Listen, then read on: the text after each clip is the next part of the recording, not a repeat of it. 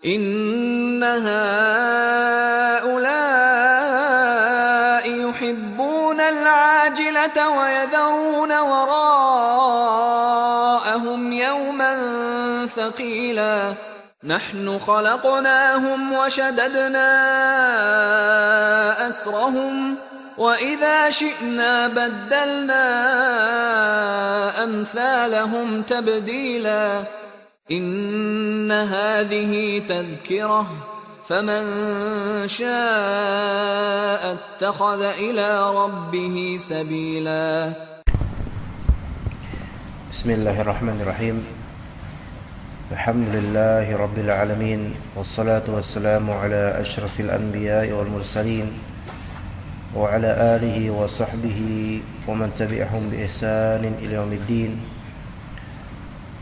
اللهم أنت ربي لا إله إلا أنت خلقتني وأنا عبدك وأنا على عهدك ووعدك ما استطعت أعوذ بك من شر ما صنعت أبوء لك بنعمتك علي وأبوء بذنبي فاغفر لي فإنه لا يغفر الذنوب إلا أنت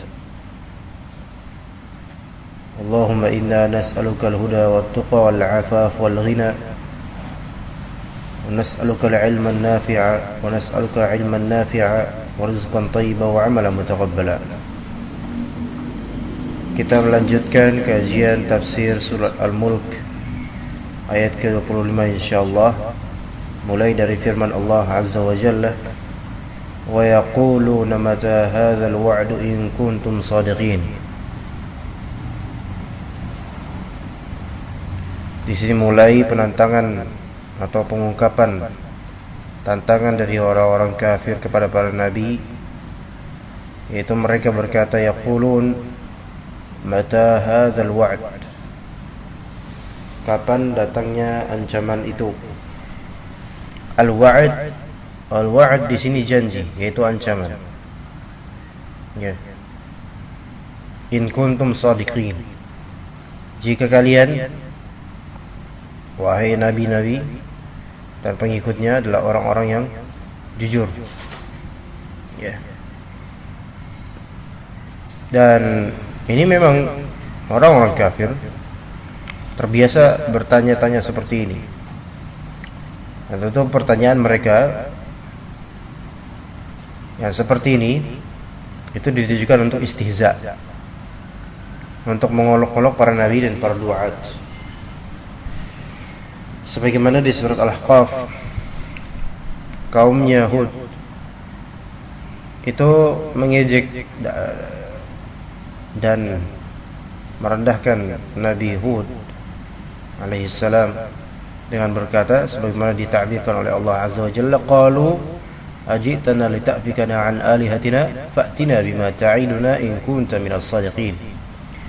Maka mereka, yaitu orang-orang kafir kaumnya Nabi Hud, menjawab, apakah kamu datang kepada kami untuk memalingkan kami dari menyembah Tuhan-Tuhan kami?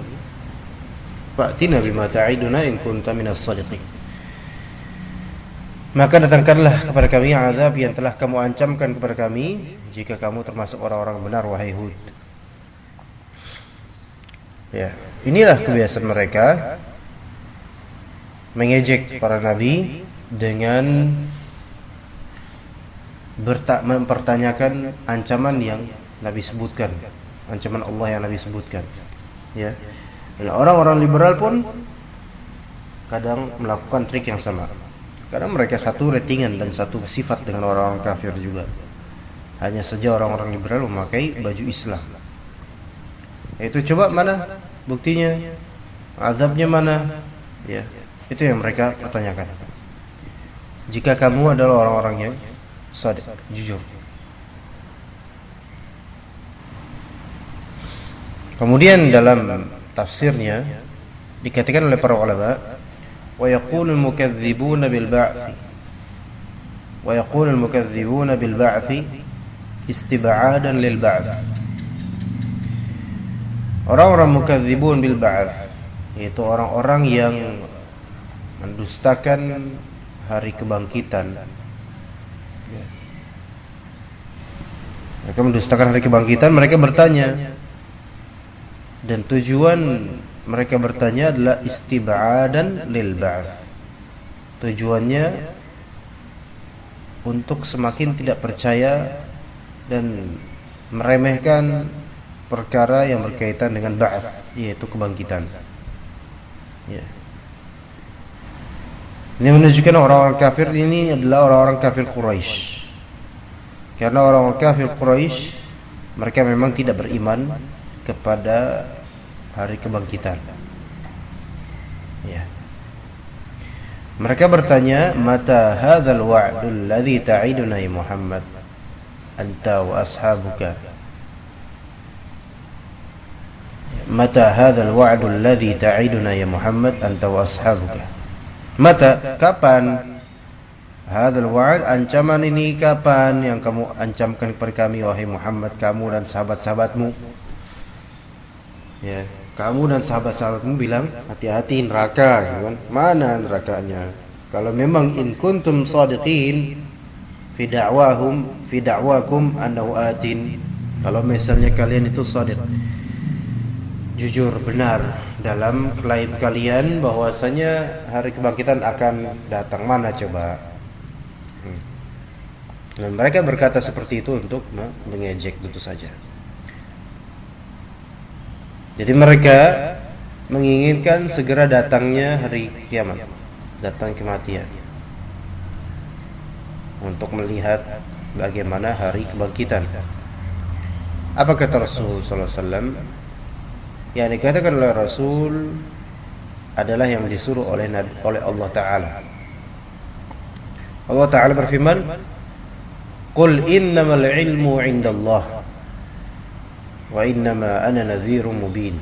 Qul, katakanlah wahai Nabi, katakanlah wahai Muhammad Rasulullah, innamal ilmu 'indallah, sesungguhnya ilmu. Nah, ilmu yang dimaksud di sini adalah ilmu tentang terjadinya hari kiamat. Itu 'indallah, pada sisi Allah Ta'ala. Ya. Jadi maksudnya ilmu 'indallah, kata Al-Qurtubi, adalah ilmu waqti qiyamis sa'ah. Ilmu waqti qiyamis sa'ah, yaitu ilmu waktu terjadinya hari kiamat, ya. Itu 'indallah, hanya pada Allah saja. Fala ya'lamuhu ghairuhu, ya. Dan tidak diketahui oleh selain dari Allah Subhanahu wa ta'ala.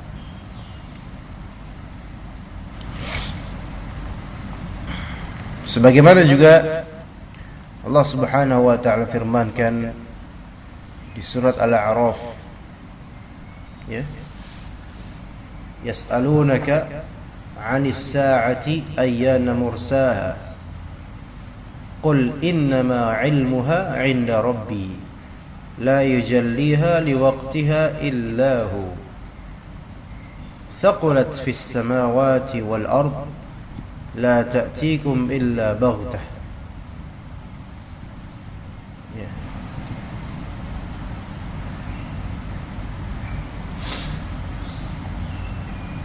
Yas'alunaka ka'annaka hafiyun anha.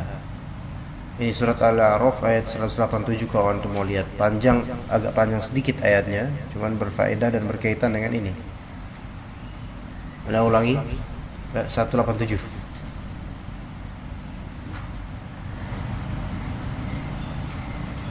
Ya, Allah Ta'ala berfirman, yas'alunaka 'anis sa'ati ayyana mursaha qul innama 'ilmuha 'inda rabbi la yujalliha liwaqtiha illa hu thaqulat fis samawati wal ard la ta'tikum illa baghtah yas'alunaka ka'annaka hafiyun 'anha qul innama 'ilmuha 'inda Allah walakin aktharan nasi la ya'lamun.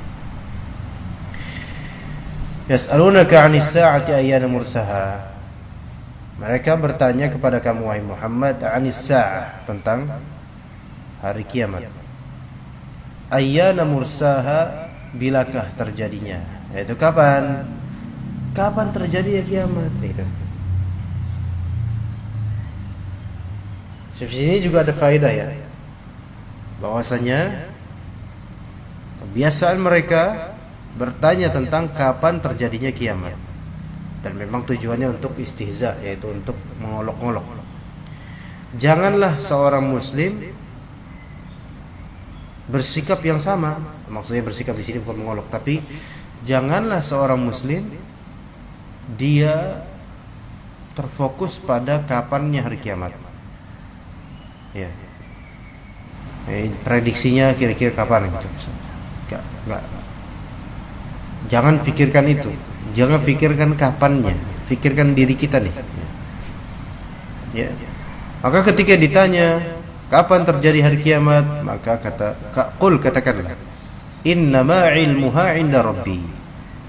Sesungguhnya ilmu tentang kapannya kiamat itu pada sisi Rabbku. Ya.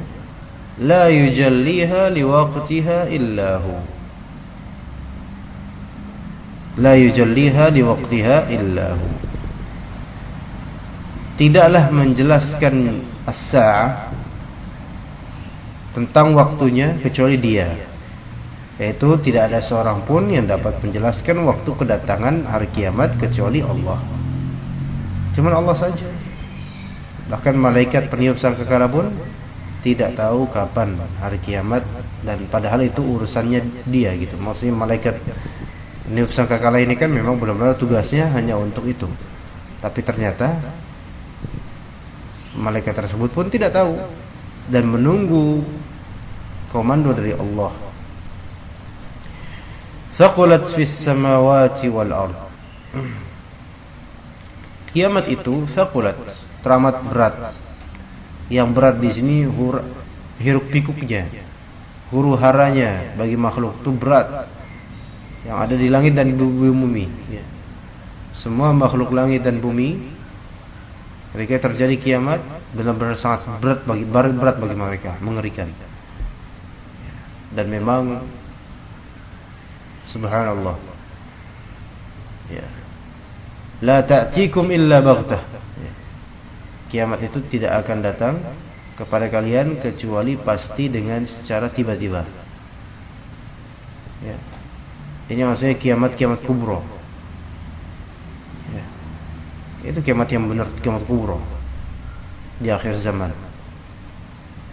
Padahal sudah ada ciri-ciri hari kiamat, yaitu hari Jumat, gitu kan, dan seterusnya. Tapi kok disebut baghtah, tiba-tiba? Karena ketika itu di hari kiamat itu manusia sudah tidak ada lagi yang ingat hari kiamat. Ya, mereka adalah orang-orang yang sangat sesat semua di satu muka bumi. Mereka lupa akan kiamat, tiba-tiba datang gitu aja. Dan memang kiamat ini, na'udzubillah, dari kematian di hari kiamat. Ini besar sekali perkaranya. Kalau misalnya kemarin ini ada ke daerah Tanah Abang ya, naik motor dan lewat jalan yang di atas.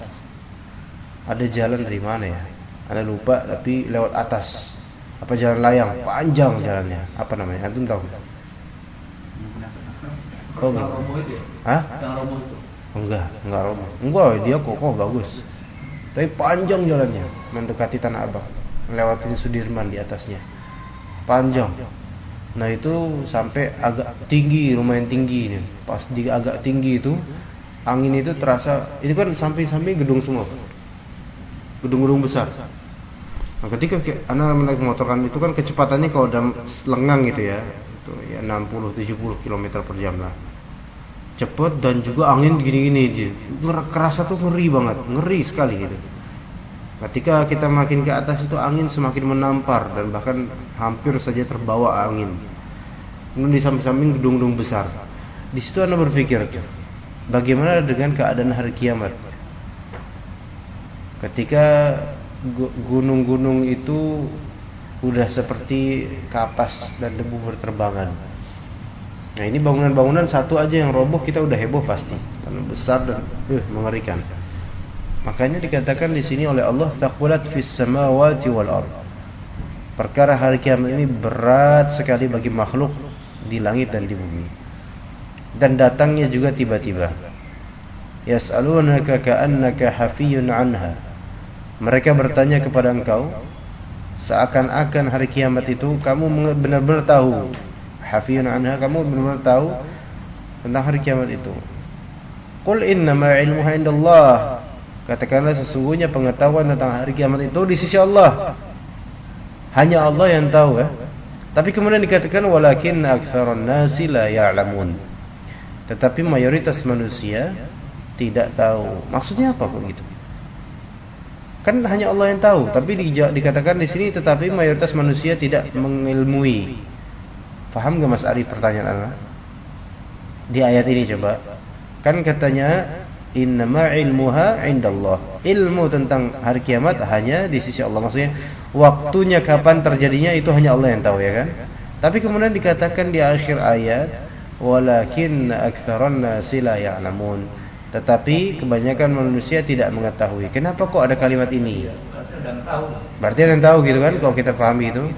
Nah, di sini perlu kita memahami ilm.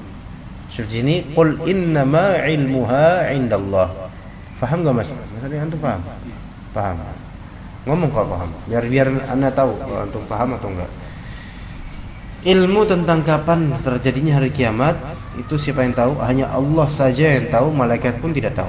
Ya, itu rahasia Allah.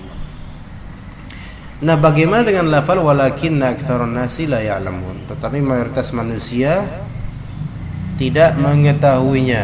Ya. Lah, di sini kita perlu tahu lafal ilm. Lafal ilm memang mengetahui, ya. Tetapi apa maksudnya mengetahui di sini?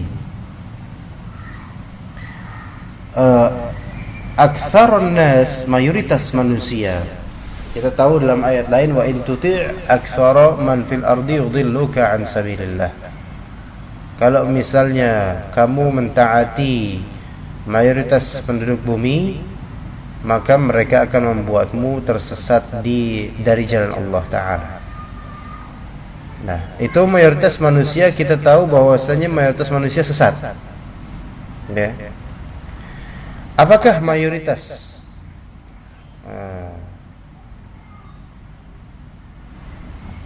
Apakah mayoritas manusia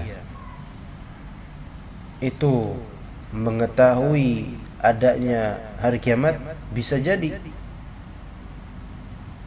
Tapi apakah mereka tahu kapan terjadi hari kiamat? Jangankan mereka mayoritas, semua makhluk Allah tidak yang tahu. Nah, sekarang kita ulangi kenapa di sini walakin aktsarun nasi la ya'lamun. Mayoritas manusia tidak mengetahui itu. Maksud dari mengetahui di sini adalah mereka mengetahui akan adanya hari kiamat.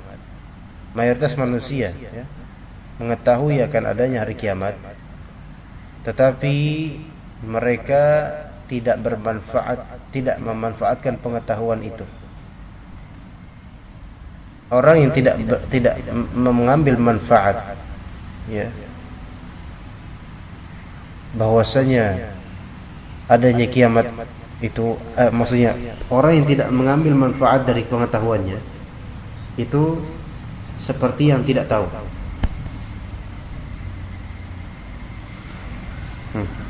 Tetapi mayoritas manusia tidak mengetahui itu, ya.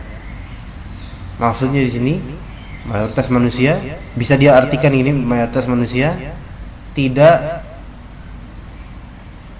memiliki persiapan untuk hari kiamat, padahal mayoritas mereka itu mengerti adanya hari kiamat, ada hari kebangkitan. Nah, kita tahu nggak misalnya kaum muslimin mengerti nggak dan mereka meyakini nggak bahwasanya hari kiamat akan datang? Iya. Tetapi apakah mereka bersiap-siap? Enggak. Berarti mereka tidak mengamalkan pengetahuan mereka. Jadi seperti orang yang nggak tahu hari kiamat, atau orang yang nggak beriman mengenai hari kiamat, tetap aja berbuat jahat, maksiat dan seterusnya. Itu satu pemahaman ya.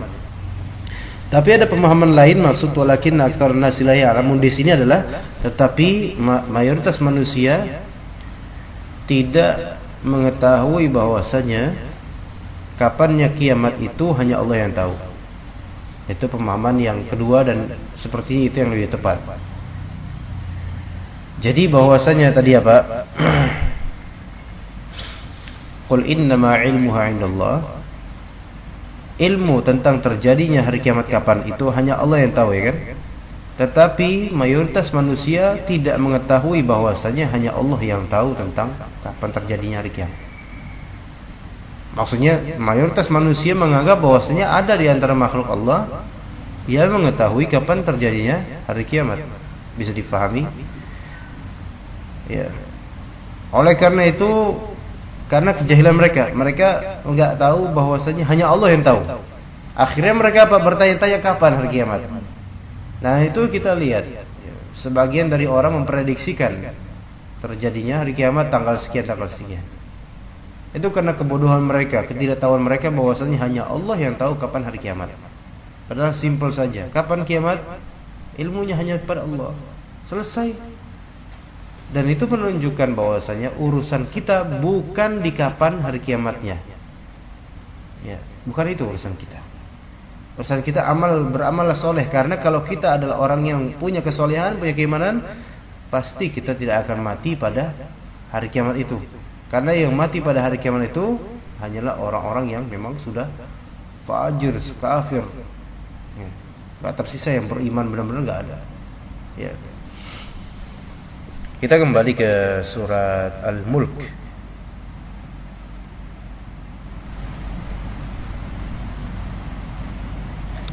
Qul innamal ilmu indallah. Katakanlah sesungguhnya ilmu tentang hari kiamat itu hanya pada Allah. Lah terus kamu ngapain ya Muhammad kerjaannya? Bilang, wa innama ana nadhirun mubin.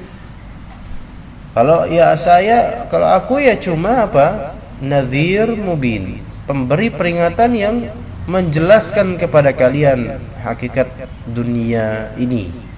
Ya.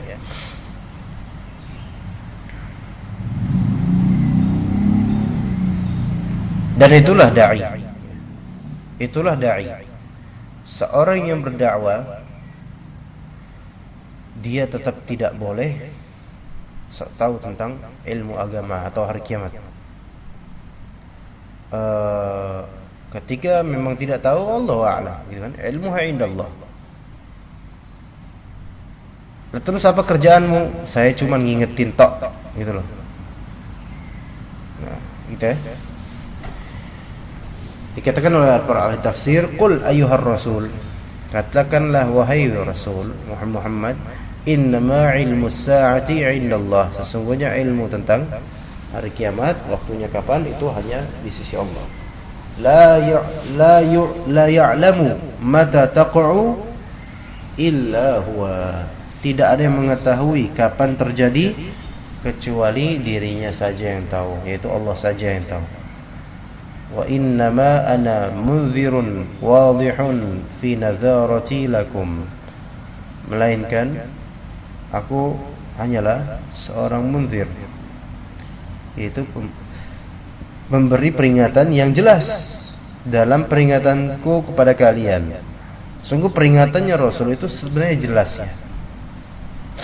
Peringatan di Al-Quran, peringatan di hadis, itu semuanya jelas. Tapi kadang-kadang kalau orang keminter itu apa? Keminter itu apa Mas Ani? Sok tahu, sok pinter gitu loh. Atau memang pinter aslinya, benar-benar pinter, kadang-kadang bikin rumit ya. Kadang orang pinter itu bikin rumit ya. Gimana cara nutup pintu? Ya tinggal dorong, tutup pintu, selesai. Tapi kadang orang pinter itu memikirkan enggak mau sesimpel itu. Harus dipikirkan. Oh, dorong pintu itu kita harus melihat ke pintu itu dulu, kemudian kita pegang gagangnya, dan kemudian kita perlahan-lahan dengan gerakan, dan kalau bisa kaki jangan bergerak ya.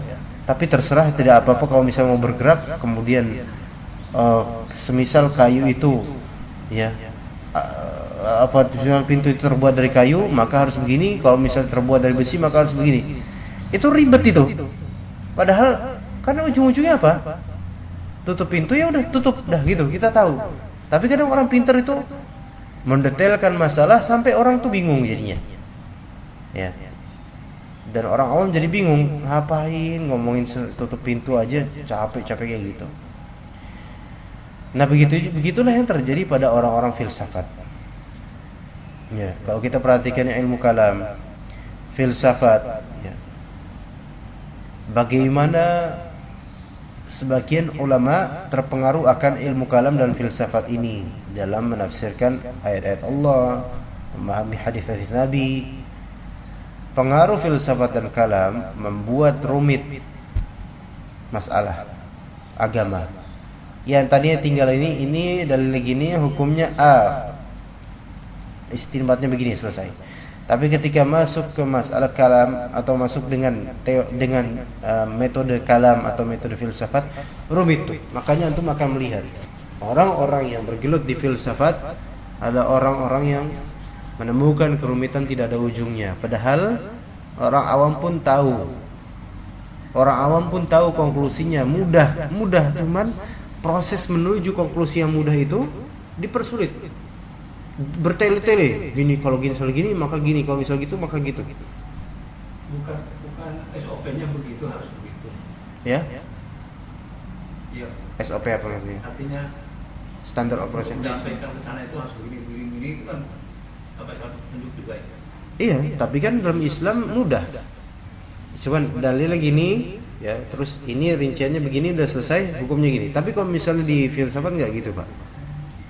Filsafat memang harus ada reasoningnya sebelum ke premis. Apa? Ya, ada premisnya, ada konklusinya, ya kan? Alasannya apa? Ya benar, tetapi antum akan melihat mereka ini basicnya bukan dengan ayat, bukan dengan hadis, tapi dengan nalar. Yang kadang nalar itu relatif. Bagi fulan, pemikir fulan, nalarnya begini, premisnya begini, gini. Nyambung panjang. Ya. Sementara bagi pemikir fulan B, itu premisnya agak berbeda juga, tapi konklusinya sama. Konklusinya sama, cuma premisnya beda dan panjang. Dan itu semua tidak pakai dalil, maksudnya pakai akal aja, logika. Atau pakai kebiasaan tradisi masing-masing lah, pandangan masing-masing. Nggak pakai ilmu dalam agama, nggak. Itu aslinya kayak gitu filsafat. Ya, rumit. Ya. Makanya nggak menghabiskan waktu. Jadi para imam dan ulama, sebagian ulama ya, ada yang kemudian menyesali mengambil maksudnya di antara Imam Ar-Razi mengatakan dengan syairnya yang disebutkan oleh Az-Zahabi dan Ibnu Taimiyah, itu dia kembali kepada Al-Qur'an dan juga Sunnah dengan mudahnya. Nah, itu dengan mudahnya penafsiran itu, enggak dirumit-rumitkan ya. Dan dia berhenti dari yang namanya qila wa qala. Qila wa qala itu kata orang.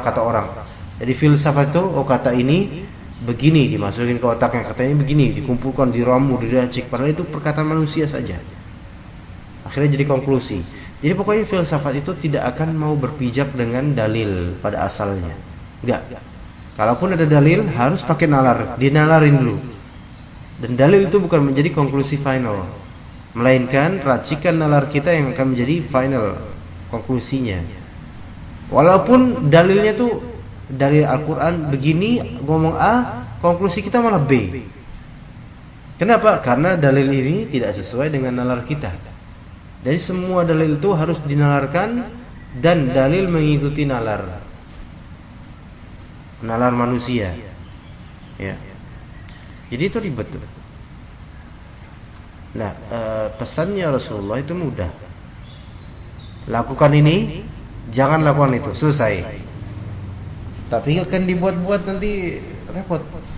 Dia kalau yang maksud apa ayat tadabbur Al-Quran itu, apa tadabbur Al-Quran apa? Enggak arah suruh pikirkan.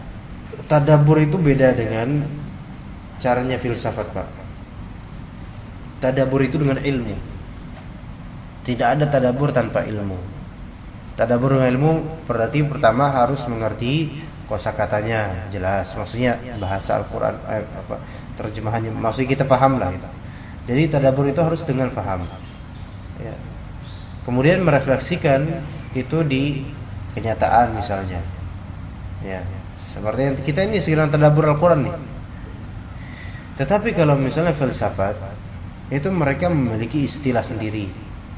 Iya, filsafat kan punya istilah-istilah sendiri dan punya metode sendiri, cara berpikir sendiri ada. Metode logik mereka itu ada. Kalau di Islam biasanya diadopsi ada ilmu namanya mantik. Ilmu mantik ini berasal juga dari Aristoteles. Ya. Yang itu merasuk ke dalam ilmu usul fikih banyak. Tetapi malah justru keberadaan ilmu mantik dan semacam ini memang untuk merapikan pikiran, tetapi merumitkan permasalahan. Usul fikih itu sekarang, atau bisa dikatakan usul fikih ilmu yang salah satu ilmu yang berat. Dan beratnya kerap kali bukan disebabkan materinya aslinya, bukan.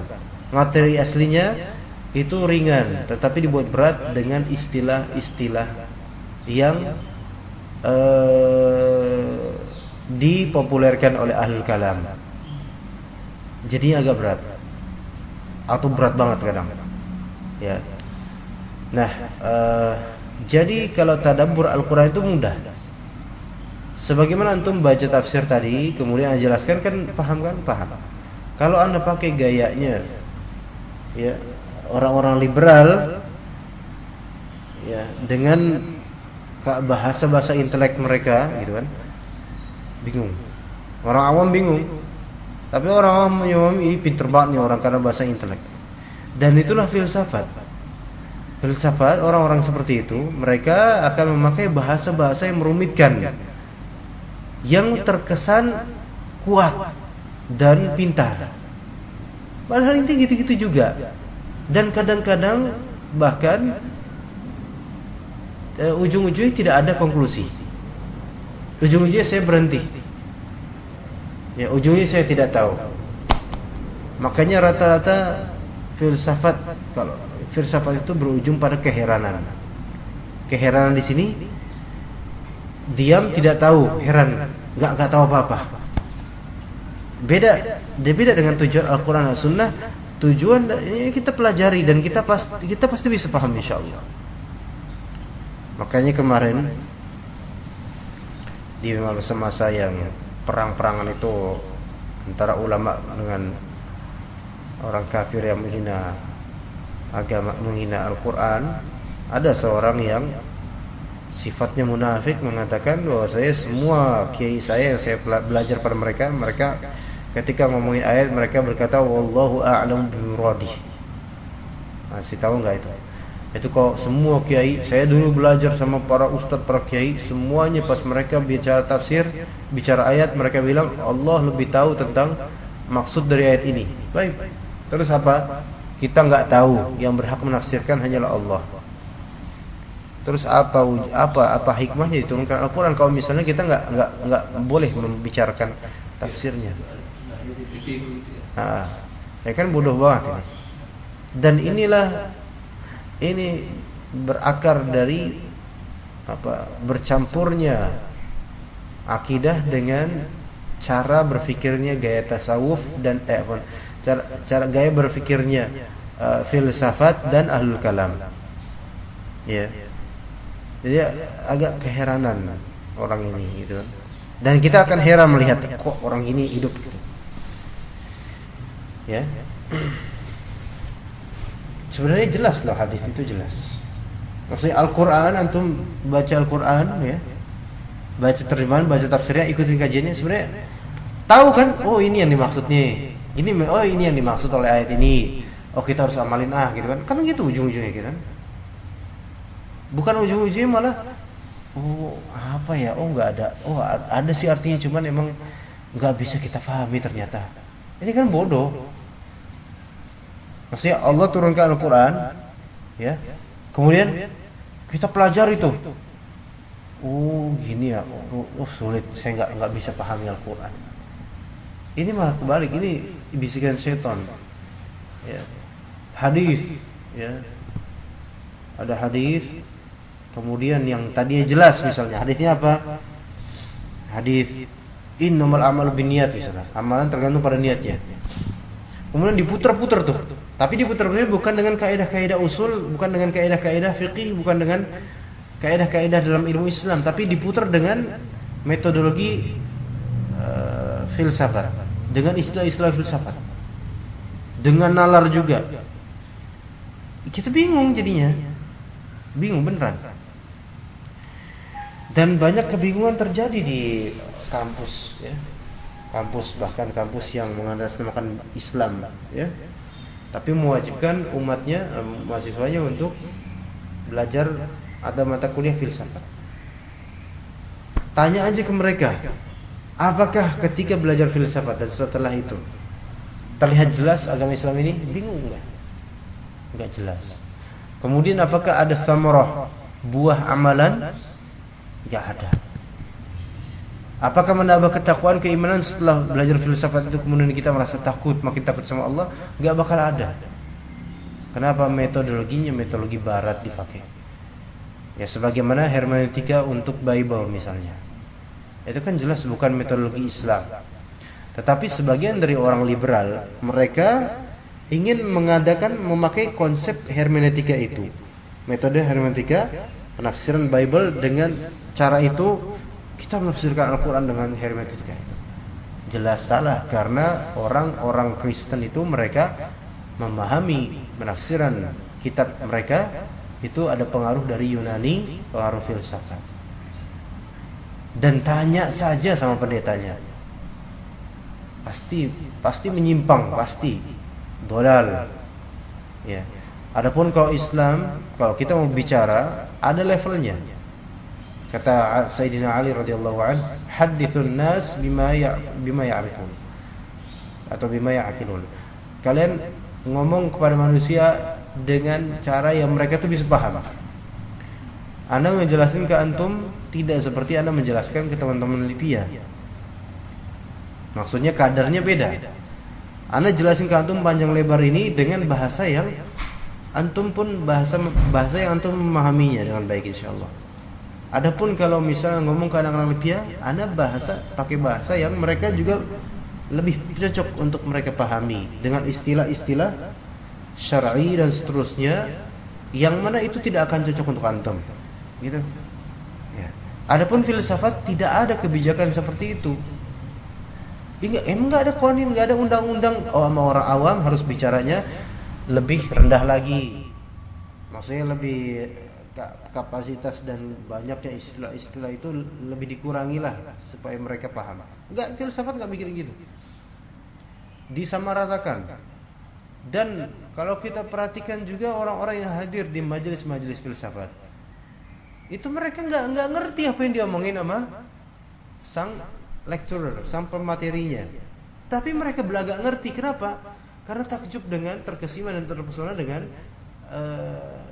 lidah yang bergoyang, maksudnya bahasa yang sepertinya bagus, dan juga istilah-istilah intelek. Ya, ini nggak bisa, nggak bakal bisa memajukan umat dengan filsafat. Bahkan justru ini terbelakang karena asalnya filsafat dari Yunani.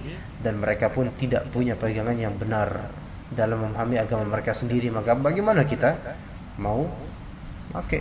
Ya. Sedangkan kita udah lengkap insyaallah. Tapi itu tadi wa inna ma'ana munzirun wadihun fi nadharati lakum. Ya. Jadi jelas Rasulullah itu sangat jelas petunjuknya.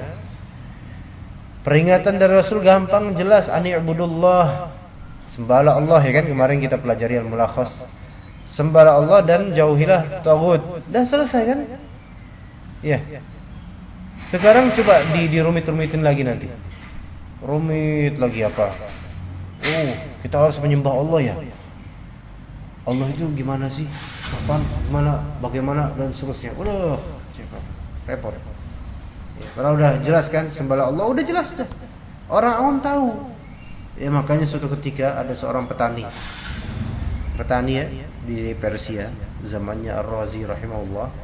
Ar-Razi ini memang dikenal seorang pakar dalam ia termasuk orang kepinteran gitu loh. Ar-Razi ini orang kepinteran, terlalu pinter. Saking kepinterannya, beliau belajar hal-hal yang berbau kalam dan filsafat. Dan kemudian berbicara tentang ilmu agama seringkali dengan metode filsafat, dengan istilah-istilah filsafat. Yang kemudian sebenarnya orang-orang awam juga bingung.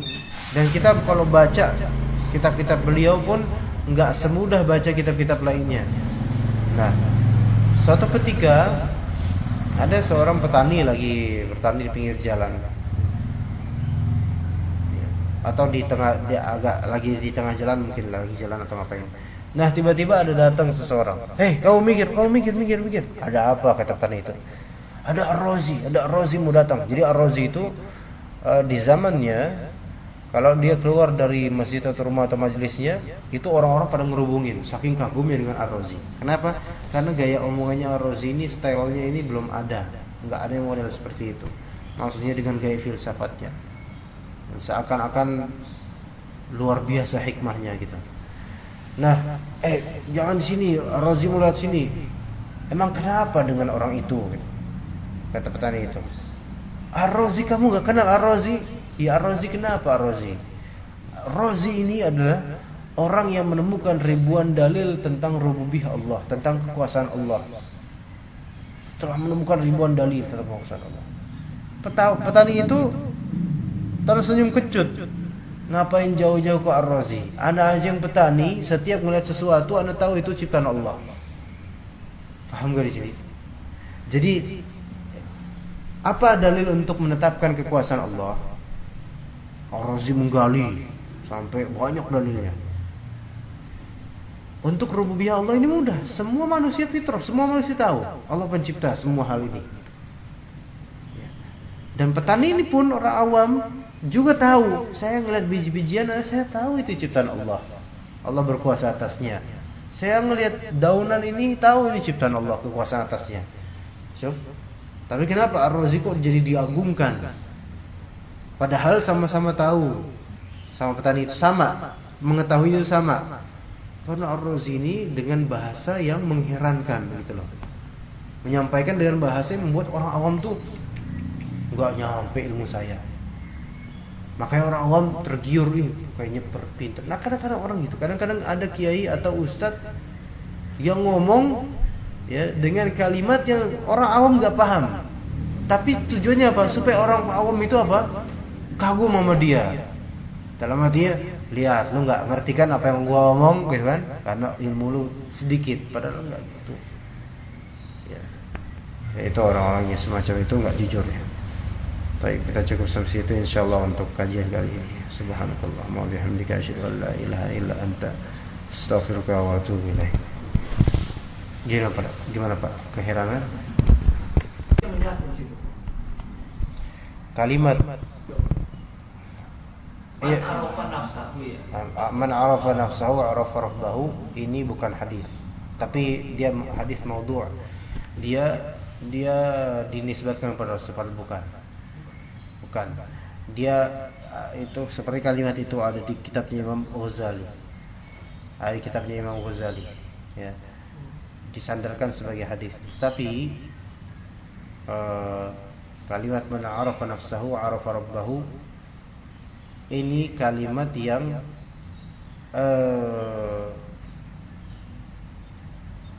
tergantung kita memahaminya. Kalau kita memahaminya dengan satu pemahaman bisa sesat, dan ada pemahaman lain benar juga. Ini Ibnu Qayyim al-Jauziyah dalam kitab Al-Fawaid ya juga menyebutkan kalimat ini, tapi tidak menisbatkan ini kepada Nabi, karena ini bukan sabda Nabi, bukan. Ini kok omongan biasa. Bukan. Tapi kalimat ini sangat populer di kalangan masyarakat dan terutama di kalangan orang-orang yang terpengaruh kesufian. Dan juga orang terpengaruh kalam juga. Dan kita tahu Imam Al-Ghazali itu terpengaruh juga filsafat dan juga kalam, dan juga terpengaruh sufi dan kental. Nah, man arafa nafsahu arafa rabbahu itu memang sangat terkesan bahwasanya ada Rabb dalam dirinya gitu. Ada Tuhan dalam dirinya gitu kan. Barang siapa mengenal dirinya maka dia akan mengenal Tuhannya, seolah Tuhan ada diri kita gitu kan. Ini ya itu masalah. Ini yang akan nanti menjadi pemahaman namanya wahdatul wujud atau al-hululiyah, yaitu pemahaman manunggaling kalawala Gusti. Tuhan menyatu pada manusia. Ya. Nah, ini tentu salah. Sebagaimana salahnya juga sebagian dari orang mengatakan di manakah Allah? Kemudian ada yang mengatakan Allah di hati. Bagaimana bisa Allah di hati? Berarti kamu Tuhan dong di hati kamu gitu. Ya. Jadi itu masalah kayak gitu tuh. Itu pemahaman yang salah. Ya. Ini ibarat kita dengan Tuhan, dengan Allah itu ibarat gula dengan manisnya. Jadi kira-kira kan antara gula dengan manisnya kan nggak jauh kan, menyatu kan Tuhan. Nggak bisa itu kayak gitu tuh, itu yang merupakan itu cara berpikirnya filsafat Pak, itu kayak gitu. Dikiaskan dengan manis dengan gula nih, itu tuh kayak gitu tuh. Kita nggak bisa ngomongin tentang akidah kita kiaskan dengan hal-hal yang kayak gini. Maksudnya itu bingung kan, antum sendiri bingung tuh. Gula manis lah, apa hubungannya sama Allah dengan hambanya kan, ya kan? Memahaminya kalau memahami Ibnu Qayyim. Allah lebih dekat daripada leher. Itu ada lagi. Lebih dekat kan berarti udah. Itu iya nanti Anda jelasin. Adapun pemahaman tentang itu, man arafa nafsahu wa arafa rabbahu, kalau mau dipahami dengan sesuai dengan spirit Ahlussunnah adalah barang siapa yang tahu posisi dirinya, dia akan tahu Allah Subhanahu wa taala dan Rabb-nya. Maksudnya gini, orang kalau ngerti dirinya itu manusia biasa, man arafa nafsahu, barang siapa yang mengerti dirinya, ngerti ini saya nih manusia biasa, nggak punya apa-apa gitu, nggak ngerti apa, maka dia akan mengerti Rabb-nya. Maksudnya ya pasti saya kan orang biasa, kok saya tetap hidup, saya dapat rezeki, berarti ini pasti dari Allah. Paham nggak mulai? Itu yang benar. Tapi kalau mau diputar-putar bisa. Barang siapa mengenal dirinya, maka dia akan mengenal Allah, dan Allah akan ada di hati kita dan seterusnya. Itu nggak usah mikir kayak gitu. Kalau maupun kalimat tersebut yang hadis maudhu itu dipikirkan dengan benar, maka pikirkanlah siapa yang ngerti posisi dirinya, dia akan ngerti Allah Subhanahu wa taala, penciptanya, pemberi rezekinya, pengaturnya gitu. Tapi kan banyak orang yang tidak ngerti posisi dirinya sehingga dia nggak peduli dengan Allah taala. Gitu, paham Pak ya? Kemudian kalimat di surat Qaf, wa nahnu aqrabu ilaihi min hablil warid, dan kami lebih dekat kepadanya dibandingkan urat nadi gitu kan, urat nadi lebih dekat. Ini yang dimaksud dari kami di sini adalah malaikat Allah. Itu yang lebih tepat di surat Qaf itu. Ya tadi lebih dekat daripada urat nadi leher. Itu yang dimaksud wa nahnu di sini adalah malaikat Allah yang mencatat amalan manusia, sangat dekat bagi kita. Adapun Allah Subhanahu wa taala secara zat ada di atas arsy. Allah ada di mana? Allah ada di atas arsy, di atas langit. Iya. Itu yang kita tanya, dia di mana Allah? Berarti di manakah Allah? Siapa di manakah Allah? Di atas arsy. Gitu Pak ya? Iya. Gimana? Masih heran? Kita nggak tahu. Maksudnya nggak bisa ngeliat. Dan itu makhluk Allah yang terbesar.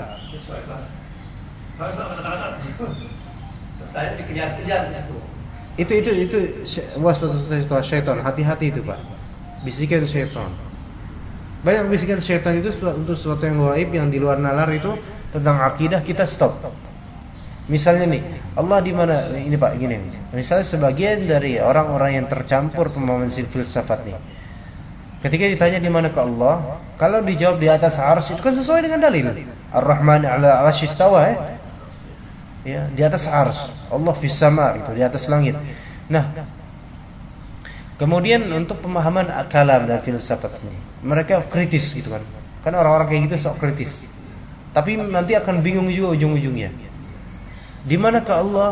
Di atas langit. Oh enggak, kata mereka. Enggak. Soalnya kenapa? Bumi itu kan bulat ya. Nah, di atasnya bumi kan langit. Berarti langit juga kan tergini bulat. Kalau Allah di atas langit berarti bulat juga dong. Paham gak dia maksudnya? Kan bingung tuh jadinya. Oh iya juga sih. Tapi iya juga memang. Tapi nggak usah dipikirin kayak gitu.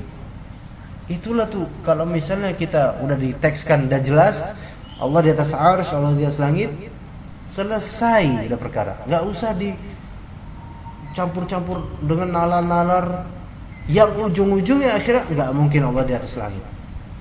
Kemudian di mana dong? Allah ada pokoknya lah. Adalah pokoknya. Di mana? Iya, pokoknya ada. Tanpa tempat, tanpa waktu, tanpa ini. Itu kan bingung kita, apa sih gitu. Ya kan? Akhirnya apakah itu mewariskan iman? Enggak. Sedangkan fitrahnya kita kan ketika kita doa mintanya ke atas. Kemudian ada juga yang mengatakan akhirnya ujung-ujungnya bingung dia bilang Allah ada di mana-mana deh kalau gitu. Lah ini juga bingung. Kalau di mana-mana kalau kita doa jangan ke atas kok, ke mana-mana. Ya kan bingung.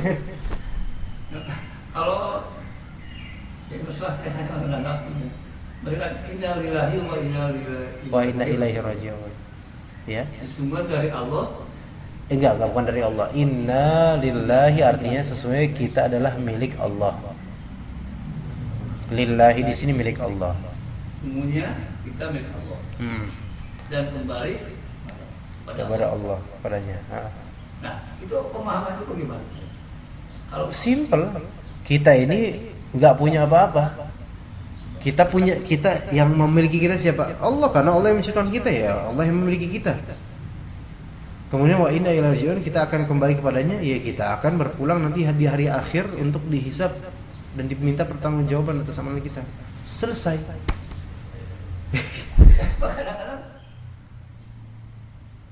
Hah? Ibu kalau ada juga yang asal dari air kepada air ya. Nah kan itu bingung tuh. Jadi bingung. Muter kan jadi. Iya. Nah. Padahal kan gampang kan, Be? Iya. Iya, jadi seolah-olah kita dari Allah. Jadi kita kembali ke Allah, menyatu dengan Allah. Nauzubillah. Hanya Allah ada. Nauzubillah. Itu kalimat yang takutnya kufur itu. Orang yang berpemahaman seperti itu. Itu pemahaman yang mengherankan, maksudnya bingung. Apa? Orang dari mutasawwuf ya. Iya, kayak gitu. Orang yang berpemahaman sufi namun sufi versi ekstrim.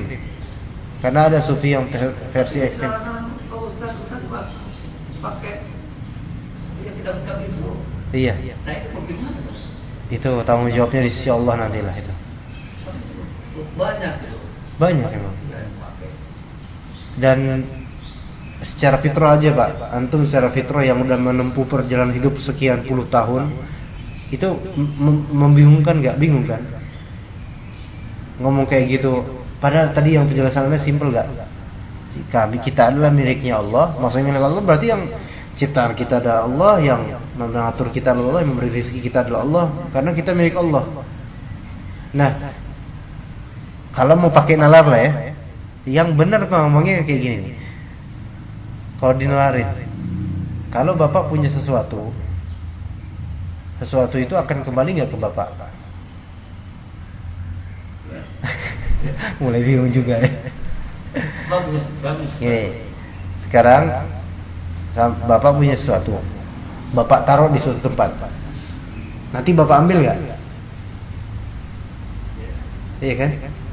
Bapak punya duit, bapak taruh di bank, nanti ketak-kelak bapak ambil nggak? Iyalah, karena punya bapak kan? Ya punya siapa lagi? Punya bapak kok uang itu. Nah sekarang Allah memiliki kita dan Allah taruh kita sekarang di dunia. Nanti Allah ambil nggak? Allah cabut, Allah ambil. Gampang kan? Udah selesai. Dan itu mewariskan keimanan insyaallah. Oh ya nanti kita akan pulang kepada Allah. Jadi kita harus takut pada Allah. Dan gak ada jalan lain karena kita punya Allah gitu loh. Punya siapa lagi kita? Maksudnya siapa lagi yang memiliki kita? Orang yang menciptakan kita adalah Allah. Masa ada dewa yang memiliki kita? Nah karena Allah menempatkan kita di dunia Pak, itu sementara, pasti akan Allah cabut kelak. Dan pencabutan itu kembali kepada Allah bukan kembali biasa gitu aja, tapi untuk mempertanggungjawabkan titipan-titipan dari Allah pada kita. Bukan menyatu, wa inna ilaihi raji'un itu pulang kepada Allah. Sekarang misalnya ada orang pulang ke rumah, apakah kemudian ketika dia pulang ke rumah dia menjadi rumah? Enggak. Bodoh kalau kayak gitu. Iya. Orang pulang ke kampungnya, apakah ketika dia pulang dia menjadi kampung? Lah kan lucu. Enggak bisa. Tapi bilang menyatu dengan kampung. Lah ini jangan samakan, kampung itu makhluk, kita itu makhluk. Iya menyatu sama kampung enggak kira-kira? Kalau kita pulang ke rumah, kita menyatu enggak sama rumah? Masuk enggak ke dalam rumah? Masuk ya. Tetapi kita enggak bisa mengkiaskan Allah dengan makhluknya dalam hal ini, enggak bisa. Menyatu dengan Allah berarti kita masuk ke Allah, na'udzubillah dari kalam ini. Ya, enggak bisa dikiaskan. Gimana Pak Yadi? Syubhatnya hilang? Ya alhamdulillah. Ya udahlah kalau gitu. Karena agak ngantuk Pak. Jadi kita